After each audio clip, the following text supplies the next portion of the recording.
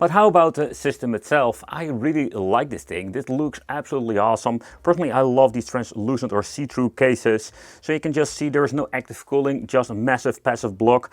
And where you think this PCB looks kind of nice and maybe new, it's not the case. They're using these old stuff. I do wonder, like, where are they finding these main boards? We have this code over here, PMA4MC version 02. It also comes with this very strange PC Express slot. Some people did say in other videos, maybe have like an adapter where you can slap in a car, but it's still going to be maybe a very interesting thing to do, because you can have a little bit of a GPU upgrade, because these things come with, let's say, basic Intel old GPUs built in. So the configuration is kind of interesting. We're having an old, let's say most of the time, a 500GB hard disk in the inside. Sometimes you use these bigger ones, but of course they are more expensive, so they try to get the cheapest possible. So they're using this adapter over here for having the SATA slot to SATA. So that's interesting to see. I didn't even know these things were out there. It's connecting the hard drive. And when it comes to the ADATA, you can just see that it's really old memory. So if it's going to be working out of the box, is another thing. You can also see all kinds of corrosion on, let's say, the pins over here. And no, this is no dual channel. Nope. We're having only, I think it's like 4GB, DDR4, 2133. I think it's 4GB. Yeah, so 4GB of RAM is not a lot. And also single channel. So performance-wise, Next up, we're having over here USB ports, and somehow they're always like painted, yes, say silver. We do have a normal HDMI over here, and a button we cannot even touch, no idea what it's for, and an RJ45. And this can be convenient if you want to update the Bodhesera that is actually inside, because this is what it is. It's like an old school PC with Bodhesera, and you can just make this yourself if you want to. We are having a 500GB storage capacity, like I already mentioned before. And so let's go with the model. This is called the Skybay Linux 672. And the architecture is the x86-64. So we're having over here the Intel Celeron CPU, that's the 3855U, running on 1.60 GHz. So we're only having 2 cores, so in dual core is in here. Then we're having the max frequency to 1600, so it's actually the maximum that it showcases. And it will run around 40 Celsius idle, and that will become a little bit hotter when getting into the gaming. So next up, having OpenGL drivers. We do have Vulkan drivers. And next up, we're having the graphics API, and that's just the Intel HD Graphics 510. So if we can have the option to upgrade this with NVIDIA, we have like a little bit of a better overall performance of upscaling, but yeah, we're not able to do that because the case also doesn't have the option for it. So for the first game, I just wanted to see how far we can push this thing. And meaning how far we can push it at, let's say, the upscaling rendering resolution. 4K, PlayStation 1, it's not going to be doing anything. I've been trying it out and it stutters like crazy. Loading times are quite long for, let's say, emulation when it comes to playing some Bodhesera. However, let's get into the flow and let's see what happens. We're running out on 440p. And it seems to be that we do have great overall emulation performance. I didn't notice any hiccups whatsoever. Whoa, okay, that wasn't supposed to be happening. Besides that, yeah, this is great to see, and just amazing that we have like the option to even do a little bit of an upscaling. And that is what I love about this, even these older PCs.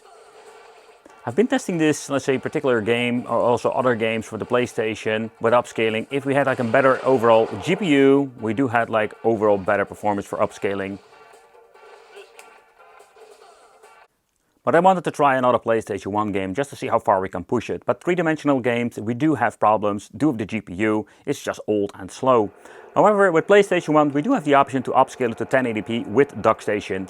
And I can tell you that this looks so much better, those cheap game boxes that we've seen before. So when it comes to playing these games, you do see some glitches, and we can do so much tweaking in Bodhesera. It's a different rabbit hole, but just wanted to see out of the box, DuckStation, just 1080p. And with every single game, you can just look into it to see how will it work and which setting will be the best one for you. But out of the box, this is just some overall cool performance, and 1080p, man, where those old PlayStation 1 games were looking really horrible, now with the upscaling option, this looks just great. There's no rumble function in the controller, and also the analog stick doesn't work. Nope. Did set it up, but the emulator doesn't recognize it. Oh yeah, let's go, Ooga Booga! So let's start off with some PlayStation 2 native resolution. And so first off, I'm quite surprised that it actually boot up and in quite fast way. But let's get into some old school Ridge Racer 5. Man, I've played this game so much. I'm such a big Ridge Racer fan when it comes to that. Oh man, from the beginning you can already hear that it struggles big time. But no judgment here, let's get into the game. And also, I'm very curious how it will look, because there's a lot of vibration and glitching going on. But you can just hear that it struggles big time to get this game to be running on this box. And you know, this is a great example like what you not need to buy if you want to play some PlayStation 2. I've been seeing some old school systems like the AC, I think it was like the Acer mini PCs that are running AMD Ryzen, old stuff, that had the option to actually play. Getting through the game, you see we do have a playable situation over here, but we have a lot of frame dips.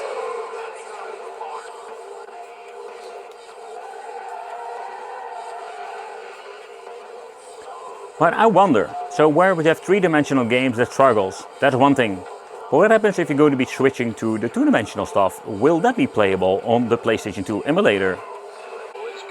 So let's push this thing to the limit with some 4K rendering resolution with Soul Calibur.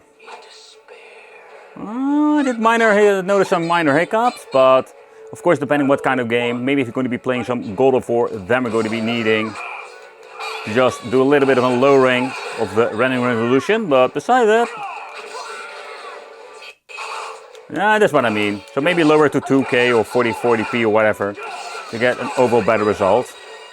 You can see like minor hiccups there, where you can just notice that it struggles. And Soul Calibur is in my opinion, a great overall test, just to see what you can actually do. Oh yeah, 4K is too much for this thing. But if you have a two-dimensional game, like I showcased you before with the PlayStation 2, sometimes we do have overall better performance. So it's like a little bit of tweaking what you can do. But let's go to 720p. I just want to do a little bit of tweaking. This is what I mean with tweaking. So Die Hard Trilogy, I mean Die Hard Arcade, is one of those games that struggles big time. I've been trying it on basic game boxer, but you can see the frames per second go freaking everywhere. So maybe like a 480p or some kind would be maybe even better option. Or just play it on native resolution. And this is one of the examples why, if you want to do an upscaling, AMD Ryzen, even the old stuff, is so much more better for stuff like Sega Saturn. But let's see what happens if we're going to be playing this in 920 by 4040, and the overall performance is amazing. I love it. Dream is still one of my favorite emulators if you want to get into Android gaming with Dreamcast or Bodacera like this. And you can always like do a little bit of a tweaking, trying to get a little bit better rendering resolution, but it looks great. Oh man, I hate this freaking D-pad. Let's see, can we actually use the analog stick? Oh, we can use the analog stick, okay. Do see screen tearing going on, so we can do a little bit of tweaking if you find it annoying.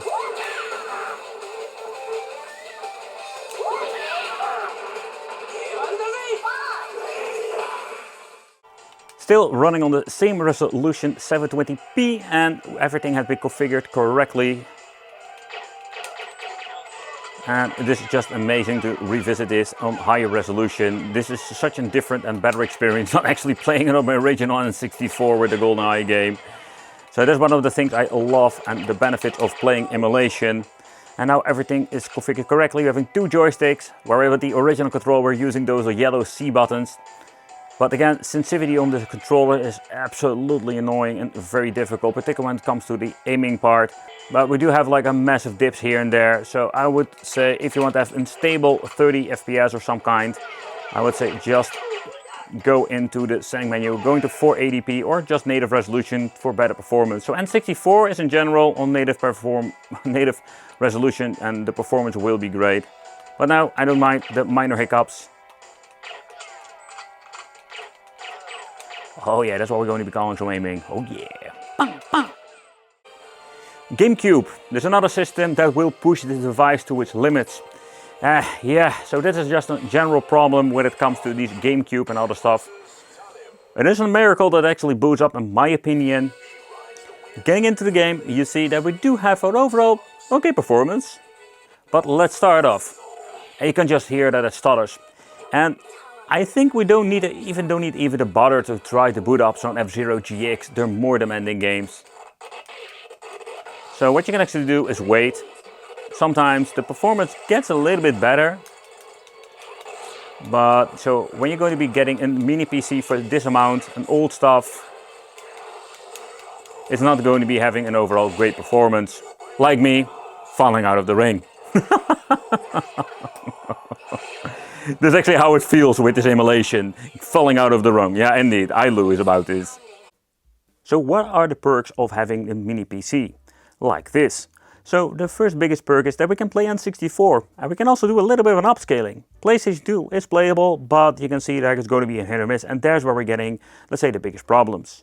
So the controllers, oh man, I've been complaining so many times, and I'm going to be complaining now again, because this is just completely ruining the fun. The D-pad is so awful, I can't play any fighting games or shmups, so this is complete garbage. So this shouldn't even put the effort or putting something in it. And yeah, grab something like an 8-bit controller or an Xbox 360. So we cannot upgrade the RAM. Yeah, you can put in an 8GB, but no dual channel. So they're using old hard drives. Oh, and I got an interesting question. So somebody asked me, it's like, hey, can you pull this out and put it in a different computer? Yep, you can if you want to. So when it comes to the case, I love the case design, but maybe it will be interesting to see what we can do with it and upgrade it. But again, yeah. If you're going to be putting in GPU in this, it's not going to be an overall great performance. Yeah, it's going to be an okay performance, but it's not going to be looking great. Thank you all for watching. Let me know in the comments what do you think of this setup, and it will be great to see you in the next video.